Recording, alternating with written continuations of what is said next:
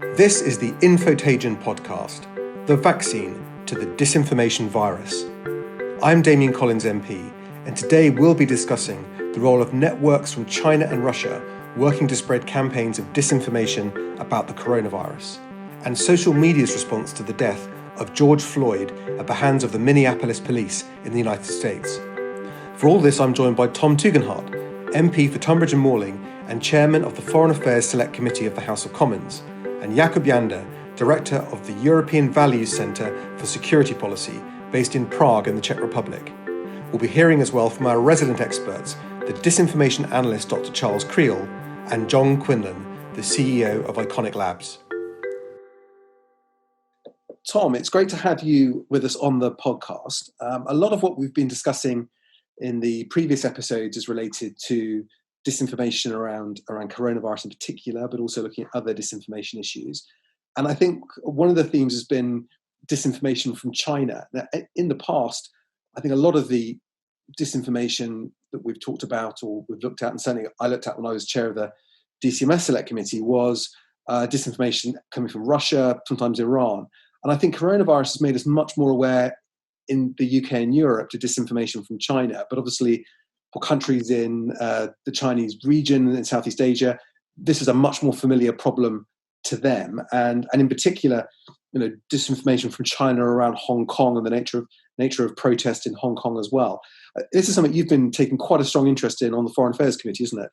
It is. And we used to, as you know, work very well together on this, because disinformation isn't just simply about deceiving people, but it's actually about changing policy, about trying to influence world events, which is why we take an interest in it on the Foreign Affairs Committee.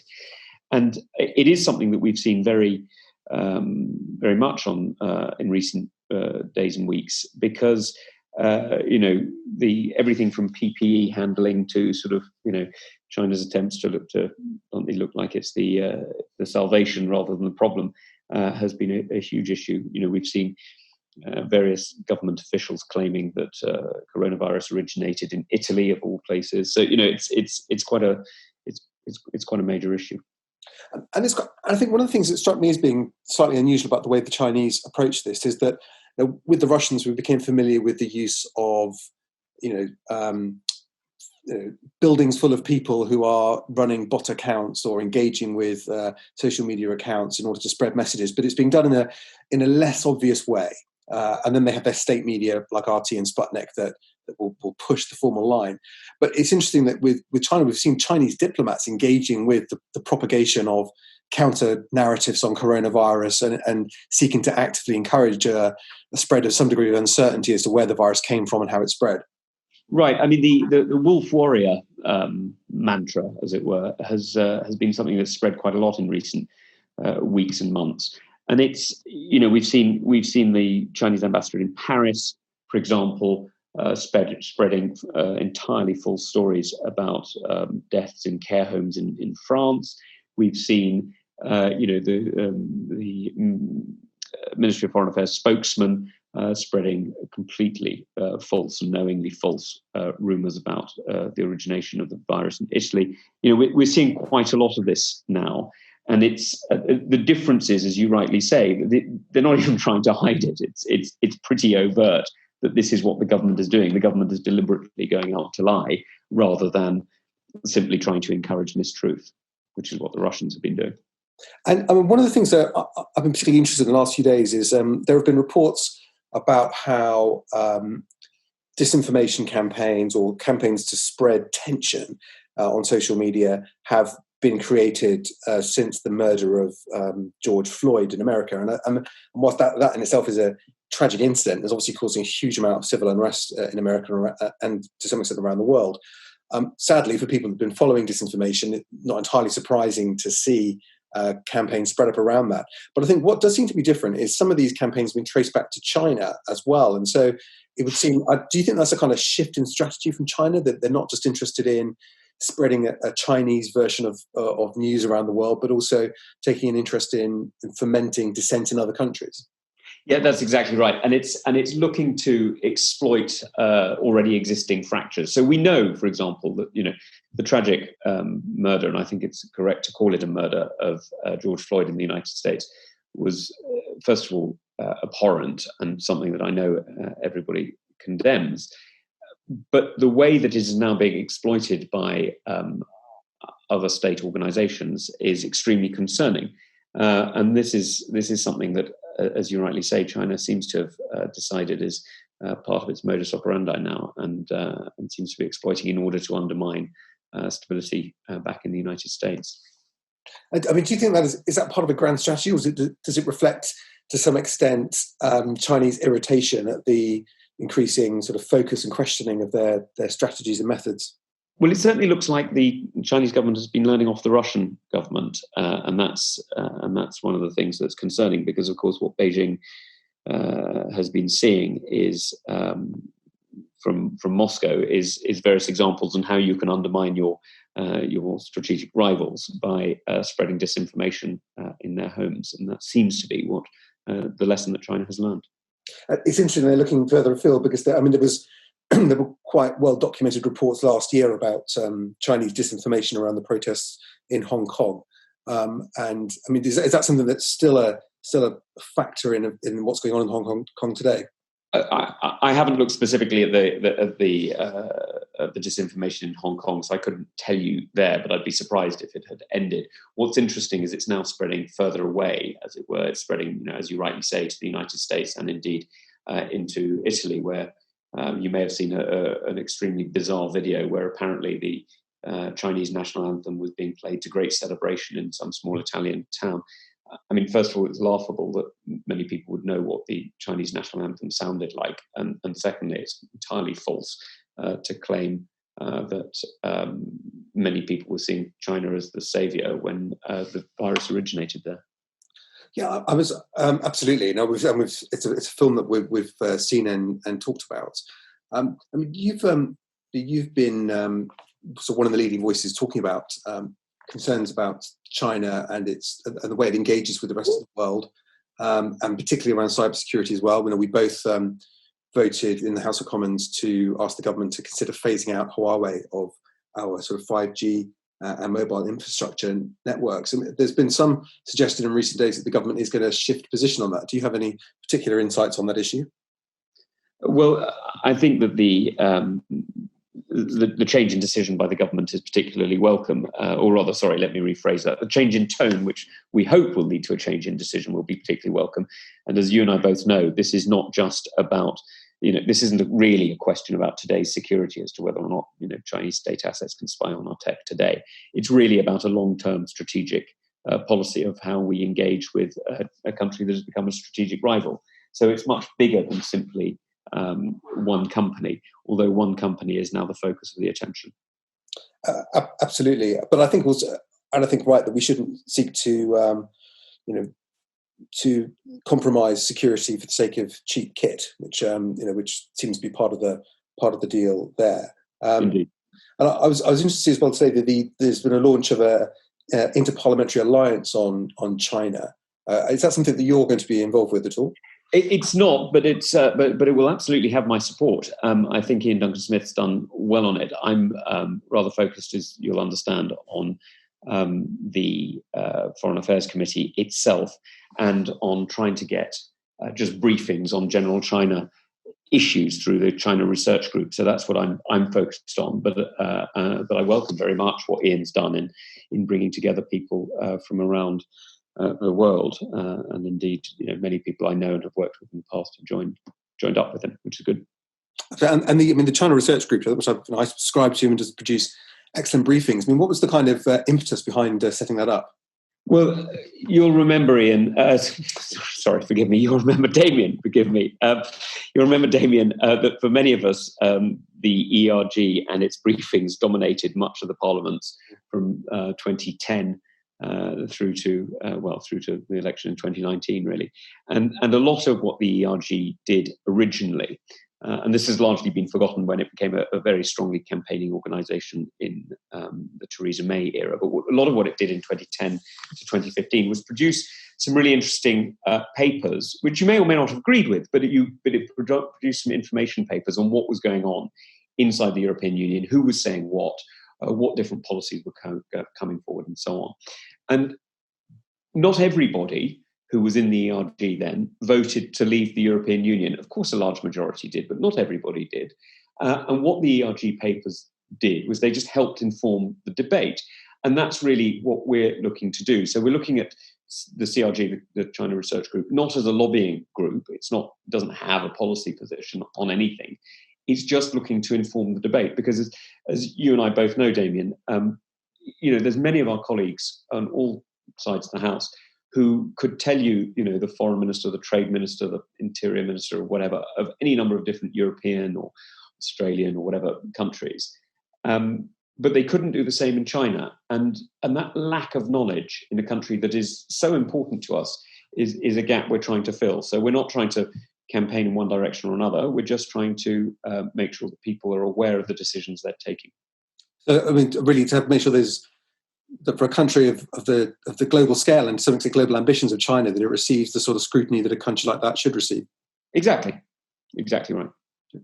Now, we're also joined today by Jakub Janda joining us from Prague. It's great to have you on the line. You're at the European Values think tank. You've done a huge amount of work as well, looking at disinformation as effectively really a weapon targeted particularly against Central and Eastern Europe. And I'll be interested in your updates, and in particular, what you've seen in terms of disinformation from Russia around COVID-19. Mm-hmm. Thank you, Damian. Thank you very much for having me. So what we've been looking into is the way how the Russian government does is disinformation in Europe, but also there are many interlinks with what the Chinese government does. So basically, for the Russians, the goal is still very simple. At a strategic level, it is to decouple Europe from the United States, or also continental Europe from the United Kingdom as well. And that's very similar to what the Chinese government is trying to do right now, which is quite interesting, because 2 years ago, probably many people wouldn't tell you that Chinese government is actually performing or conducting disinformation campaigns on a larger scale. But they clearly are. And it's very similar to what the Russian government has been doing. And I would say, if you remember, for example, summer of 2014, where MH17 was shut down over Ukraine by the Russian armed forces, as we now know quite as a confirmed fact. Right after that, the Russian government launched a massive disinformation campaign, which actually meant quite an orchestrated operation. Quite a lot of, let's say, narratives which were contradicting each other at the same time. And that's something what currently China is doing on the pandemic as well. And those toolkits are very similar. So I'll stop here. Come back to China in a second. But with the Russians, I was particularly interested as well to reading up on Russian disinformation in Europe and America. Because they do have some form in this space in terms of medical conspiracies, and there was a concerted Russian campaign to try and assert that the HIV virus had been created by the American government and launched towards Europe.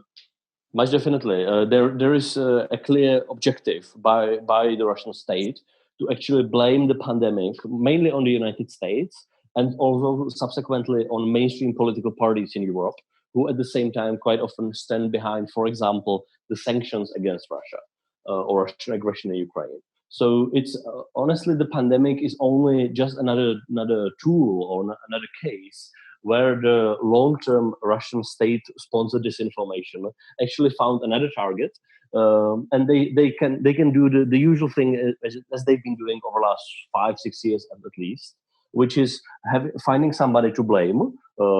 Obviously, just using lies to blame somebody. In this case, is the U.S. government, or it could be the EU in some cases, on continental Europe, or mainstream political parties, and basically creating lies and distrust. Because in such a crisis situation we have been over over last 2 months in Europe with the pandemic, there has been so much, let's say, natural fear among the population.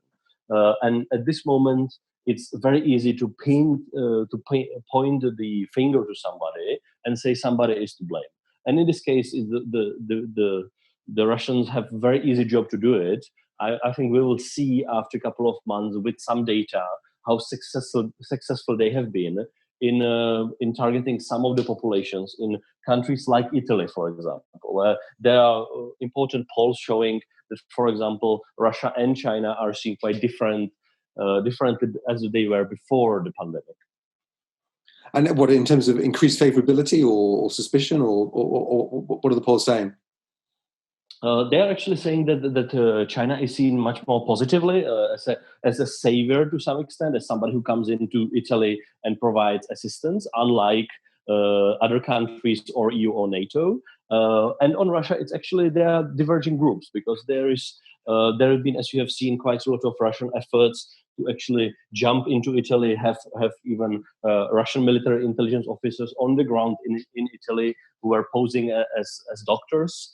And there has been quite a lot of backlash from Italian press, which have been basically exposing the Russian disinformation campaign on the ground in Italy. So there has been, I would say, quite a big smash among various portions of the Italian political spectrum as well, which honestly will be quite interesting, because if you look over the European map over the last 5 years, Italy and Italian political establishment has been one of the, I would say, great allies or proxies of Russian state interests in many cases. So, for example, blocking additional EU sanctions on after the Russians bombed Aleppo, for example, in Syria. So this has been something what the Italian government has done in recent years. So we'll really see if this will get worse, meaning that the new or the current Italian political establishment will actually get even more pro-Russian. But honestly, I don't think so, because there'll be much of the economic game where the EU, as effectively mainly Germany, will be providing financial assistance to Italy, which is something what Russia cannot really do in a strategic level. And then it will be much tougher for the Italian political establishment to be in the pocket of the Russian proxies. It's interesting. I think it's to try and, I think evidence of Russian disinformation campaigns like Chinese ones, I think is growing all the time. So it's not a question of if they're doing it really, but why. And during the Cold War, you could see a clear objective for the Russians to wish to weaken the NATO alliance, to in particular try and sow division between Europe and the United States. But here it seems that the Russians are interested in destabilizing individual nation states in Europe and seeking to pivot their direction closer towards Russia's own interests.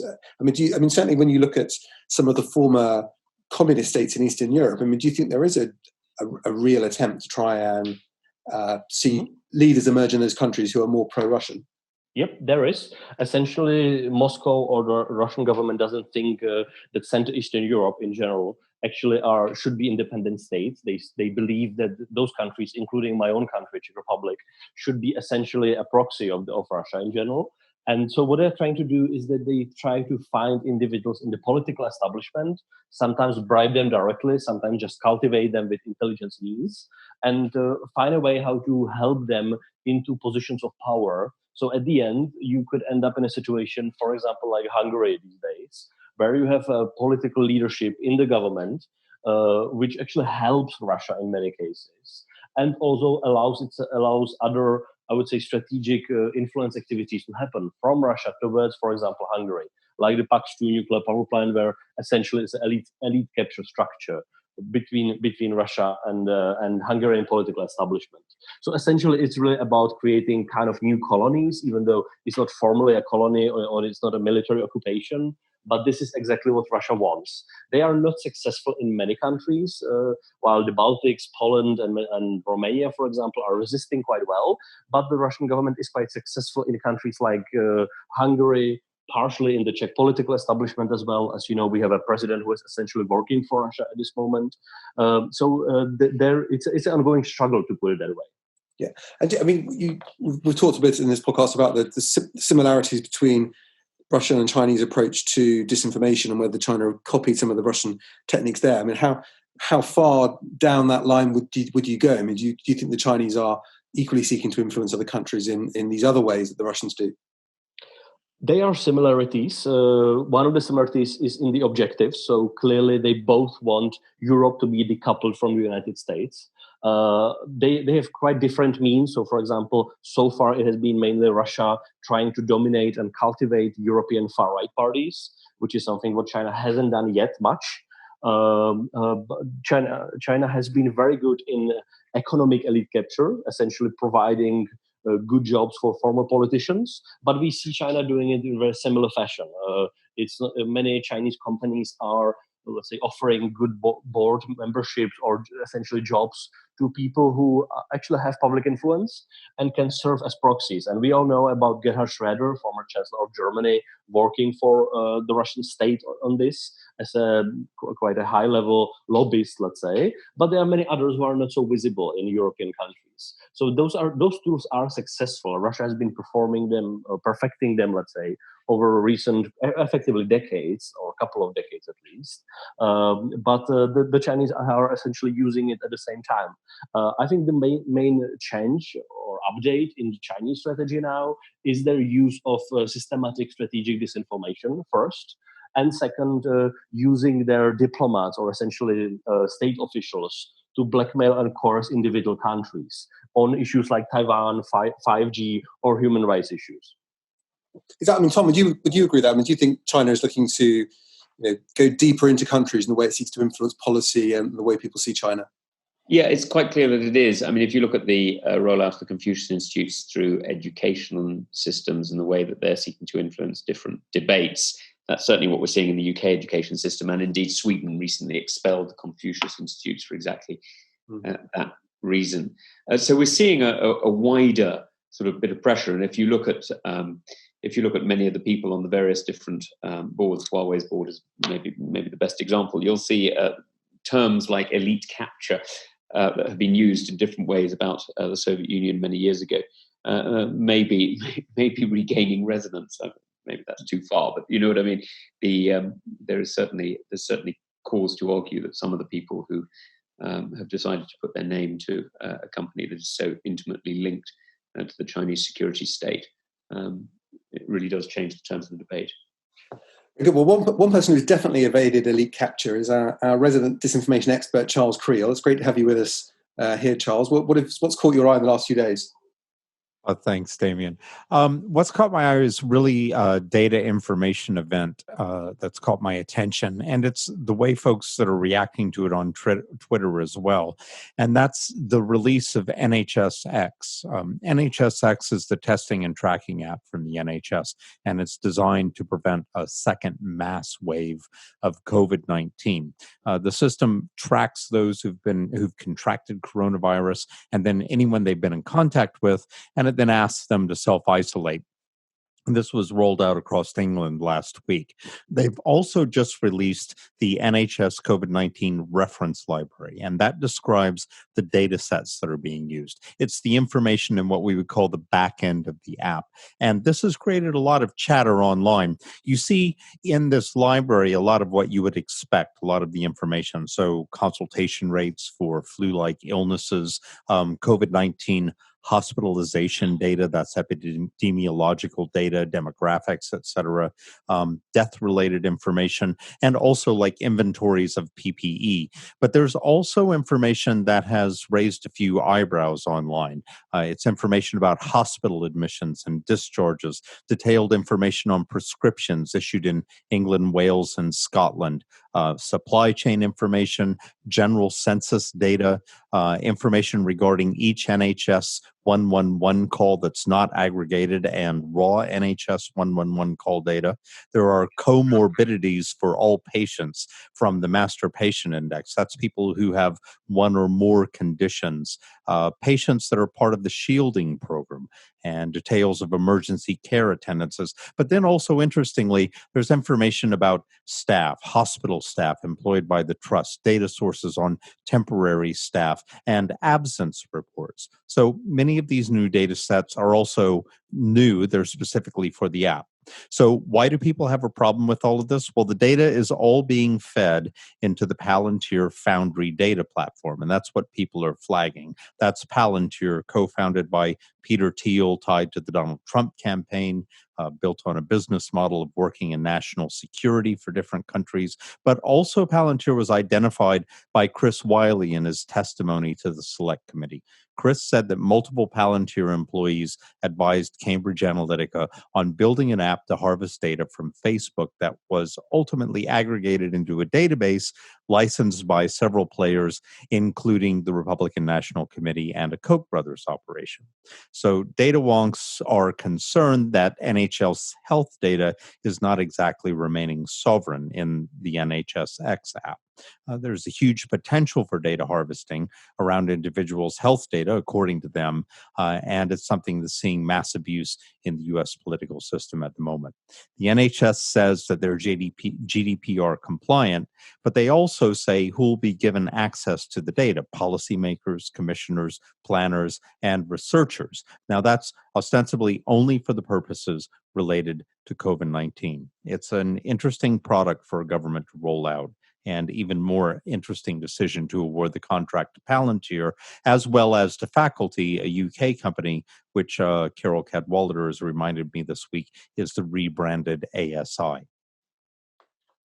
I'm still waiting for my response to my written question from the government, asking for the contract with Palantir to be published, so which it should be, but I'm sure that will give us some more interesting insights into exactly what's happening at the NHS data store. Insights and clarification. Good idea. John, it's great to have you back with us on the podcast. Perhaps you give us a bit of an update of what's been happening at Ingotagion. Of course, Damian. Yeah, good to be back. Missed the last one, so missed you all. Yes, so a busy week for us as always. Had a few of our favourites come up again. A few claims about what Bill Gates may or may not have done. Obviously, all false, but you know, everyone every time we come on, there's seemingly something that links to him. However, the one that really caught my eye this week, I think, is particularly interesting because it is a further example of a claim and some disinformation, which is jumping on some of the issues that we're seeing in the press and media and dominating the news at the moment, which is that of race and all stemming from the George Floyd murder in the US. And the claim that we got was a claim that, did the CDC chair say she wants to get rid of white people, which I mean, as everyone can imagine, is quite an inflammatory wording, if true. And obviously it isn't true. It's taken completely out of context. And I'll just explain a bit more. So first of all, it wasn't the chair of the CDC. It was a woman who was called Dr. Baker, who was the chair of the CDC Advisory Committee on Immunization Practices from 2009 to 2012, so nearly 10 years ago.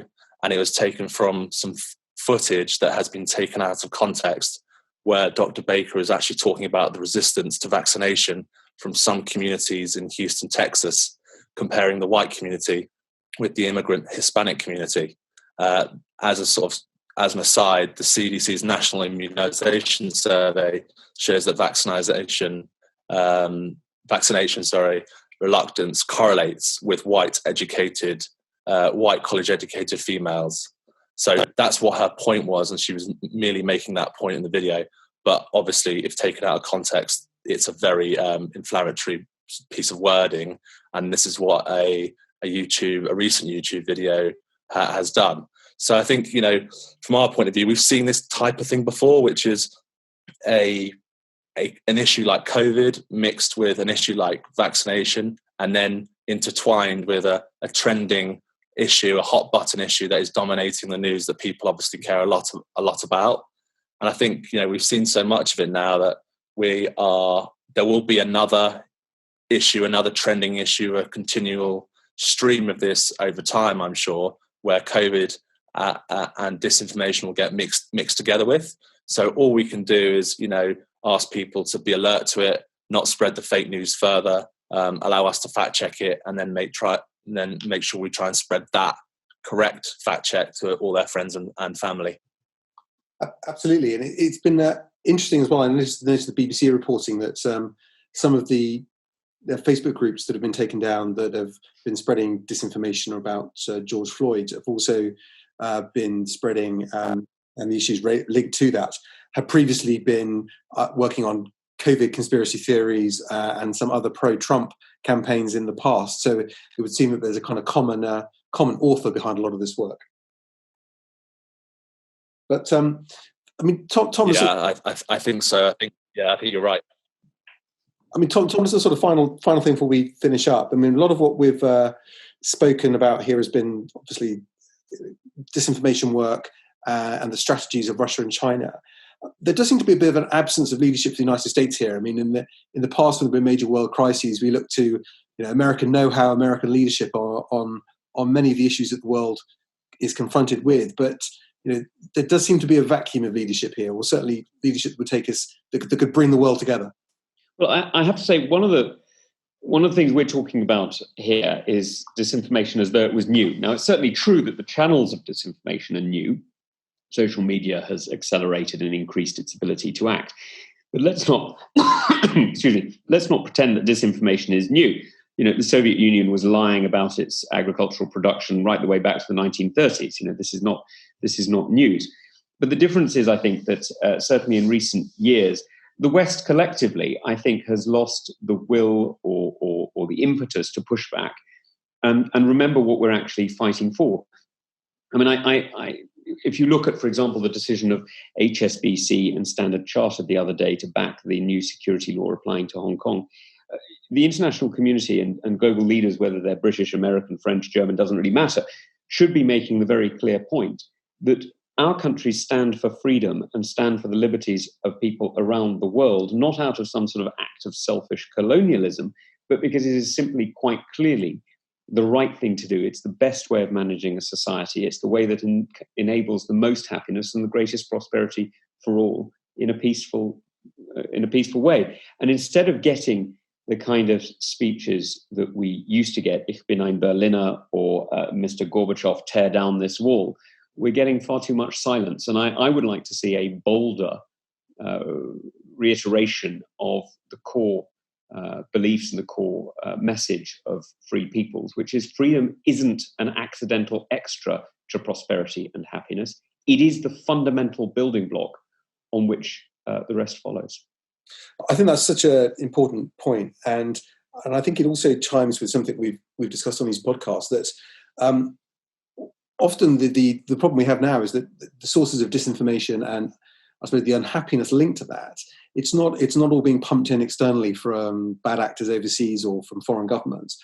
A lot of it is self-generating within our own society as well, and I was interested to see as well that the recent study by the Shorstein Center at Harvard, that the most common way of spreading disinformation now is, if you like, person to person through messaging apps. Almost people within our own society have been infected by this virus, and it's changing the way they think about the world and the way they see themselves and the communities around them.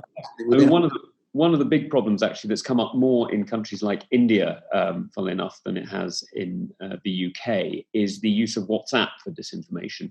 And the reason this is particularly difficult is, unlike Facebook or Twitter or anything else, WhatsApp is fundamentally person to person, or rather person to small group. It's very often, as I'm sure you are too, Damian, we're all on these sort of group chats on WhatsApp of sort of anywhere between 2 and 20 people.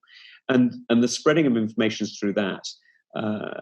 We're seeing things emerge that had absolutely no hinterland. So they're emerging from literally nowhere as far as we're concerned. But actually they've had a past life on WhatsApp being shared by 50 or 100 different groups of 10 or 20 people before they suddenly emerge into the open. So by the time we've got our response, or rather by the time we realize we need to respond to some disinformation, it's already got its claws into hundreds and hundreds of people. Absolutely right. And I think it's we discussed on a previous podcast with Tristan Harris that it is almost like kind of he called it a kind of mimetic virus that it's people are not just receiving this information and passing it on. It is they're also retaining it. It's infecting them in the way they see the world. And on the previous podcast as well, we talked about WhatsApp in India, and also interesting that there are quite old, quite dark psychological tricks that are being played through this new technology of the kind of beware of the stranger, beware of the foreigner, targeting religious and ethnic minorities within communities, and often leading to real world physical harm as well. Well, that's sadly that's the truth. I've got a very dear friend who used to follow foreign propaganda for a living, and decided to watch one of the propaganda TV stations, knowing, as he put it, that he could differentiate the two and that it was useful to him. After a month or two, he said he had to stop doing so because actually, although he knew it at the time, the images blended into his memory and it was hard to remember what was true and what was false. And that's from somebody whose actual job was to study disinformation. And so for all of us, of course, it's difficult. That's the point of it.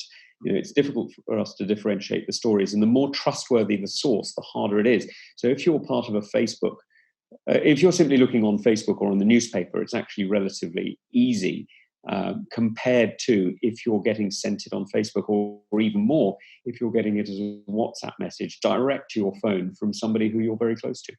Absolutely right. Can I add one thing, Damian? Of course, yeah. Yeah, there is, as you mentioned, the WhatsApp groups. Although in Central and Eastern Europe, there is a new phenomenon, or quite a new one, where actually disinformation is spread through chain emails, which essentially means that people who are usually above 60 years old, for many of them, they don't use Facebook much in Central Eastern Europe, but they use email. That's their social network, let's say. So what they do is that they spread those disinformation messages, which are quite often very, very well tailored for the various target groups. And they are thinking like, look, this is exciting. I need to send this to all of my friends in my family, or people who live in my region as well. So this is a similar thing to WhatsApp groups. It's very hard to track it because it's private. It is not in a public domain, but it hits the elderly population in Central Eastern Europe quite well. And it's very hard to do anything about it since it's private. Well, I'm sure Tom would agree. As members of Parliament here, it's not uncommon to get someone forwarding you an email saying, "Is this true?" With a story beneath it, which is often not true. Yeah, that's exactly right. And increasingly, actually, as people have been locked in their homes during COVID, Damian, I'm sure you've had this too, I've been getting lots more emails than I would normally do. And because people are nervous, and very understandably, they're looking for reassurance that the government is doing the right thing and is out to help them. And so they're verifying stories very often by coming to their MP in a way that they wouldn't normally. Either they'd presumably just ignore something or delete it or whatever. But at a time of nervousness and increased stress, people are forwarding messages and checking their veracity. And one of the things that really surprised me, and I don't know if you've had this as well, Damian, but is the number of bizarre stories claiming that either the virus comes from a certain source, or that the government is hiding something, or that a particular supermarket chain has done something deeply immoral. And you only have to think about it for a second to think, would a reasonable person do the thing that you've just accused them of? And the answer is, of course, no, they wouldn't.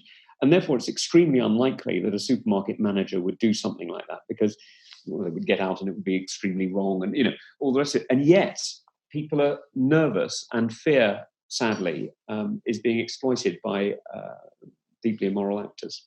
I think that's absolutely right. And I think that some of the research so far suggests that about a third of people believe that the virus, it was manufactured in a lab either by one government or another, and was released into society in that way, rather than being an organic virus that developed from the wet markets of Wuhan. And I think it shows that when we're dealing with, in particular, the virus, which has caused, as you say, a huge amount of stress and anxiety for people, and we don't know exactly how it started for sure, and we don't know how we're going to stop it, and there's not a vaccine yet for it.